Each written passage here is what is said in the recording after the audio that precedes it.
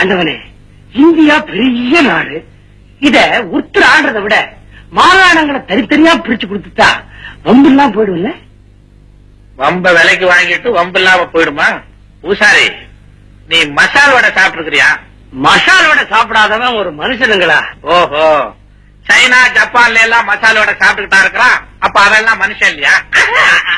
நீ சாப்பிட்டுருக்கிறியா? மசால் வடைன்னா எனக்கு உயிராச்சே. எங்கய்யா சாப்பிட்டுருக்கிற? ஹோட்டல்ல. ஹோட்டல்ல தான் செய்யறாங்க. இருந்தாலும் ஆல் இண்டியா பேசஸ்ல அந்த வடை தயாராகுது. இந்தியாவுல உள்ள 62 கோடி கரங்கள் அந்த வடையில பட்டிருக்கு. மசால் வடை இல்லையா? என்ன மண்டை இல்லையா? மசால் வடை செய்யறதுக்கு என்னென்ன தேவை சொல்லு பாப்போம்.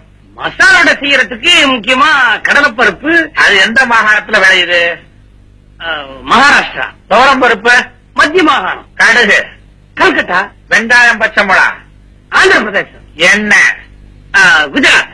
எரிக்கட்டை அது ஒரு மாகாணம். இருப்பு சட்டி ரூர்கெலா. அதிகரண்டி பிலாய்.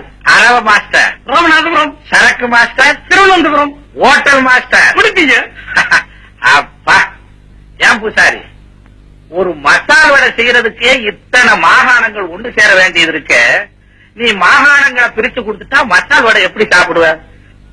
இத்தனோண்டு மசால் வடைக்கு அப்புறம் நீ இந்தியா பூரா நாயா அலையணும்.